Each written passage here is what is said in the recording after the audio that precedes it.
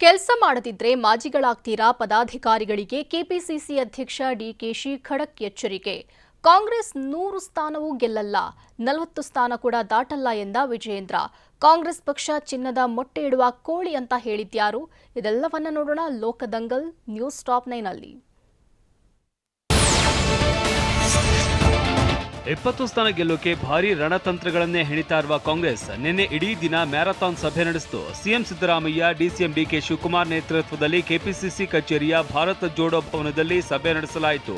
ಪದಾಧಿಕಾರಿಗಳ ಸಭೆಯಲ್ಲಿ ಖಡಕ್ ಆಗಿ ಮಾತನಾಡಿದ ಡಿಸಿಎಂ ಡಿಕೆ ಶಿವಕುಮಾರ್, ಚುನಾವಣೆಯಲ್ಲಿ ಕೆಲಸ ಮಾಡಬೇಕು, ಕೆಲಸ ಮಾಡದಿದ್ರೆ ಚುನಾವಣೆ ಮುಗಿದ ಮೇಲೆ ಮಾಜಿಗಳಾಗ್ತೀರಾ ಅಂತ ವಾರ್ನಿಂಗ್ ಕೊಟ್ರು. ಹಾಗೇನೆ ನಾನು ಎಷ್ಟು ದಿನ ಈ ಸ್ಥಾನದಲ್ಲಿ ಇರ್ತೀನೋ ಗೊತ್ತಿಲ್ಲ, ಕೆಲಸ ಮಾಡಿ ಅಂತ ಸೂಚನೆ ಕೊಟ್ರು.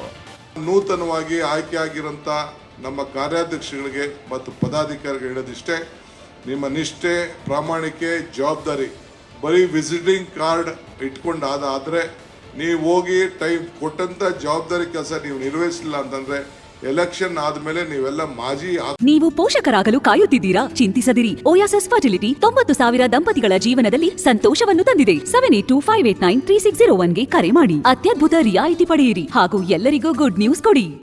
ಅನ್ನೋದು ಕೂಡ ನಿಮ್ಮ ತಲೆಯಲ್ಲಿ ಇರಬೇಕಾಗ್ತದೆ. ಎಷ್ಟು ದಿನ ನಾನು ಇರ್ತೀನೋ ಇಲ್ಲೋ, ದಟ್ ಈಸ್ ಆಲ್ಸೋ ಇಮ್ಮೆಟೀರಿಯಲ್. ಈ ಸ್ಥಾನದಲ್ಲಿ ಇರೋಂಥ ಸಂದರ್ಭದಲ್ಲಿ ನೀವು ಹೋಗ್ಬೇಕು, ದುಡಿಬೇಕು. ನಿನ್ನೆ ಕೆಪಿಸಿಸಿ ಕಚೇರಿಯಲ್ಲಿ 2ನೇ ಹಂತದ ಚುನಾವಣೆ ನಡೆಯುವ ಮುಖಂಡರ ಜೊತೆ ಸಭೆ ನಡೆಸಿದ ಸಿಎಂ ಡಿಸಿಎಂ ಅಸಮಾಧಾನಿತರ ಮನವೊಲಿಸಿಕೊಳ್ಳಿ ಅಂತ ಸಚಿವರು ಅಭ್ಯರ್ಥಿಗಳಿಗೆ ಕಿವಿಮಾತು ಹೇಳಿದ್ರು.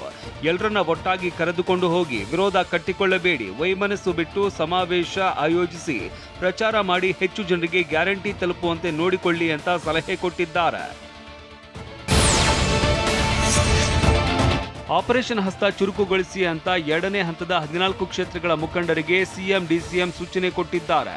20 ಸೀಟ್ ಗೆಲ್ಲೋದಕ್ಕೆ ಪ್ರತಿಯೊಂದು ಮತವೂ ಮುಖ್ಯವಾಗುತ್ತೆ. ಹೀಗಾಗಿ ಸ್ಥಳೀಯ, ರಾಜ್ಯ ಮಟ್ಟದಲ್ಲಿ ಯಾರ್ಯಾರು ಬರ್ತಾರೆ ಸೇರಿಸಿಕೊಳ್ಳಿ ಅಂತ ಕರೆ ಕೊಟ್ಟಿದ್ದಾರೆ. ಇತ್ತ ಪಕ್ಷಾಂತರ ಮುಂದುವರೆದಿದ್ದು ಹಾವೇರಿ ಜಿಲ್ಲೆ ರಾಣೆಬೆನ್ನೂರಿನ ಮಾಜಿ ಶಾಸಕ ಆರ್ ಶಂಕರ್, ಸಿಎಂ ಇಬ್ರಾಹಿಂ ಪುತ್ರ ಸಿಎಂ ಫೈಜ್ ಕೂಡ ನಿನ್ನೆ ಕಾಂಗ್ರೆಸ್ ಸೇರ್ಪಡೆಯಾಗಿದ್ರು. ದೇಶದಲ್ಲಿ ಕಾಂಗ್ರೆಸ್ 100 ಸ್ಥಾನ ಅಲ್ಲ, 40 ಸ್ಥಾನ ಕೂಡ ದಾಟೋದಿಲ್ಲ ಅಂತ ಬಿಜೆಪಿ ರಾಜ್ಯಾಧ್ಯಕ್ಷ ಬಿವೈ ವಿಜಯೇಂದ್ರ ಹೇಳಿದ್ದಾರೆ. ಬೆಂಗಳೂರಲ್ಲಿ ಮಾತನಾಡಿದ ಅವರು, ಸಿಎಂ ಸಿದ್ದರಾಮಯ್ಯ ಅವರು ಉಡಾಫಿಯಾಗಿ ಮಾತನಾಡ್ತಾ ಇದ್ದಾರೆ. 9 ತಿಂಗಳಲ್ಲಿ ರಾಜ್ಯಕ್ಕೆ ನಿಮ್ಮ ಕೊಡುಗೆ ಏನು ಕೊಟ್ಟಿದ್ದೀರಿ? ಬರ ಪರಿಹಾರ ನೀಡೋದಕ್ಕೆ ಸಾಧ್ಯವಾಗಿದೆಯಾ? ರೈತರಿಗೆ ನ್ಯಾಯ ಕೊಡುವ ಕೆಲಸ ಆಗಿದೆಯಾ? ದೆಹಲಿಗೆ ಹೋಗಿ ಪ್ರತಿಭಟನೆ ಮಾಡೋದು, ವಿತ್ತ ಸಚಿವರಿಗೆ ಪಂಥಾಹ್ವಾನ ಕೊಡೋದು ಸಿಎಂಗೆ ಶೋಭೆ ತರಲ್ಲ ಅಂತ ಕಿಡಿಕಾರಿದ್ದಾರೆ.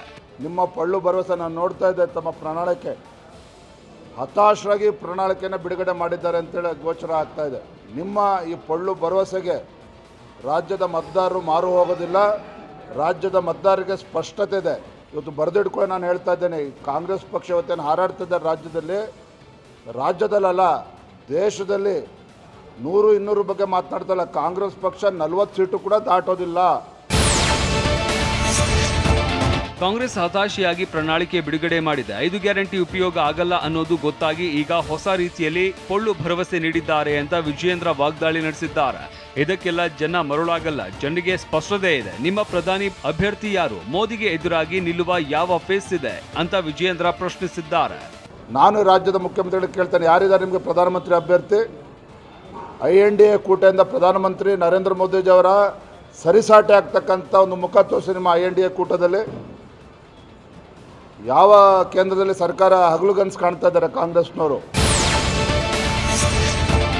ಬೆಂಗಳೂರು ಗ್ರಾಮಾಂತರ ಕ್ಷೇತ್ರದಲ್ಲಿ ಕಾಂಗ್ರೆಸ್ ಅಭ್ಯರ್ಥಿ ಕಾಸುಕೊಟ್ಟು ಕಾಲಿಗೆ ಬೀಳ್ತಾ ಇದ್ದಾರೆ.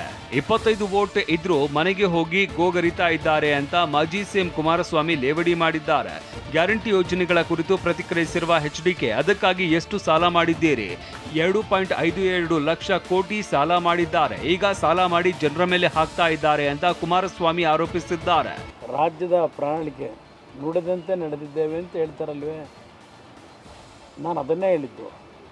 ಯಾವ ಕಾಸ್ಟ್ ಅದಕ್ಕೆ ಮಾಡಿದ್ದಾರೆ, ಯಾರ ಮೇಲೆ ಬೆಲೆಯ ಹಣದ ಒಂದು ಹೊರೆ ಹೊರಿಸಿದ್ದಾರೆ. ಬೆಂಗಳೂರು ಗ್ರಾಮಾಂತರ ಕ್ಷೇತ್ರದಲ್ಲಿ ಹಣ, ಕುಕ್ಕರ್, ಸೀರೆಗಳನ್ನ ಹಂಚಲಾಗ್ತಾ ಇದೆ ಅಂತ ಮಾಜಿ ಸಚಿವ ಡಾಕ್ಟರ್ ಅಶ್ವಥ್ ನಾರಾಯಣ ಆರೋಪಿಸಿದ್ದಾರೆ.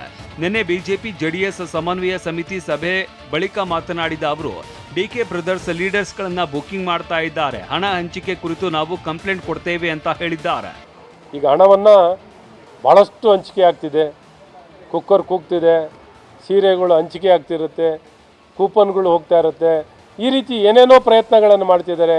ಎಲ್ಲರಿಗೂ ಆಮಿಷವನ್ನು ಕೊಡುವಂಥದ್ದು, ಲೀಡ್ರುಗಳಿಗೆಲ್ಲ ಬುಕ್ಕಿಂಗ್ ಮಾಡ್ಕೊಳ್ಳೋಂಥದ್ದು ಇವೆಲ್ಲ ನಡೀತಾ ಇರ್ತದೆ. ಈಗಾಗಲೇ ಕಳೆದ ವಿಧಾನಸಭಾ ಚುನಾವಣೆಯಲ್ಲಿ ನೀವು ನೋಡಿದ್ದೀರಾ, 5,000 ರೂಪಾಯಿ ಕೂಪನ್ ವಿಚಾರದಲ್ಲಿ ಈಗಾಗಲೇ ಎಲೆಕ್ಷನ್ ಕೋರ್ಟು ಎಲೆಕ್ಷನ್ ಪೆಟಿಷನ್ ಹಾಕಿರ್ತೀವಿ. ಈ ಎಲೆಕ್ಷನ್ ಪೆಟಿಷನ್ ನಡೀತಾ ಇರುತ್ತೆ. ಸೊ ಹಾಗಾಗಿ ಈ ಪ್ರಕ್ರಿಯೆಗಳಿಗೆಲ್ಲಿ ಇವ್ರು ಮಾಡೋದು ಮಾಡ್ತೀರಿ, ನಾವು ಮಾಡ್ತಾ ಇರ್ತೀವಿ ಅನ್ನೋಂಥ ಮನಸ್ಥಿತಿಯಲ್ಲಿದ್ದಾರೆ. ಚಿಕ್ಕಬಳ್ಳಾಪುರದಲ್ಲಿ ಸುಧಾಕರ್ ಗೆದ್ರೆ ಶನಿ ಹೆಗಲೇರಿದಂತೆ ಅಂತ ನೆಲಮಂಗಲದಲ್ಲಿ ಕಾಂಗ್ರೆಸ್ನ ಪರಿಷತ್ ಸದಸ್ಯ ರವಿ ಕಿಡಿಕಾರಿದ್ದಾರೆ. ಕುಟುಂಬ ಉಳಿಸಿಕೊಳ್ಳೋದಕ್ಕೆ ಜೆಡಿಎಸ್ನವರು ಕೈಜೋಡಿಸಿದ್ದಾರೆ. ಕುಟುಂಬ ರಕ್ಷಣೆಗೆ ಬಿಜೆಪಿ ಜೊತೆ ಜೆಡಿಎಸ್ ಮೈತ್ರಿಯಾಗಿದೆ. ಜೆಡಿಎಸ್ ಮುಳುಗುವ ಹಡಗು. ಬಿಜೆಪಿ ಜೆಡಿಎಸ್ ಮೈತ್ರಿ ಟೆಂಪರವರಿ ಲವ್ ಎಂದ ಎಂಎಲ್ಸಿ ರವಿ ವ್ಯಂಗ್ಯವಾಡಿದ್ದಾರೆ. ಕಾಂಗ್ರೆಸ್ ಪಕ್ಷ ಚಿನ್ನದ ಮೊಟ್ಟೆಯನ್ನು ಇಡುವ ಕೋಳಿ ಅಂತ ನೆಲಮಂಗಲದಲ್ಲಿ ಮಾಜಿ ಶಾಸಕ ಗೌರಿಶಂಕರ್ ಹೇಳಿದ್ದಾರೆ. ಕಾಂಗ್ರೆಸ್ ಪ್ರತಿ ತಿಂಗಳು ಚಿನ್ನದ ಮೊಟ್ಟೆ ಕೊಡ್ತಾರೆ.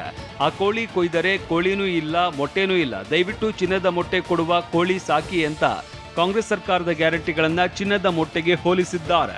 ಒಂದೇ ಒಂದು ಮಾತು ಹೇಳ್ತೀನಿ ಕೊನೆ, ನಾನು ನಮ್ಮ ಕಾಂಗ್ರೆಸ್ ಸರ್ಕಾರ ಒಂದು ಚಿನ್ನದ ಕೋಳಿ ಇದ್ದಂಗೆ.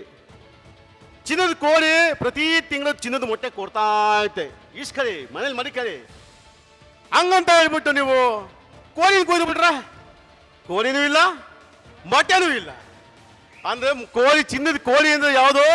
ಕಾಂಗ್ರೆಸ್. ಚಿನ್ನದ ಮೊಟ್ಟೆ ಯಾವುದು? ಪ್ರತಿ ತಿಂಗಳು 5,500-6,000 ರೂಪಾಯಿ ನಿಮ್ಮ ಮನೆಗೆ ಬರ್ತಾ ಇದ್ದಲ್ಲ, ಅದೇ ಚಿನ್ನದ ಮೊಟ್ಟೆ. ದಯವಿಟ್ಟು ಯಾವುದೇ ಕಾರಣಕ್ಕೂ ಚಿನ್ನದ ಕೋಳಿನ ಕುಯ್ಯಕ್ಕೆ ಪ್ರಯತ್ನ ಪಡಬೇಡಿ. ಚಿನ್ನದ ಕೋಳಿನ ಚೆನ್ನಾಗಿ ಸಾಕಿ.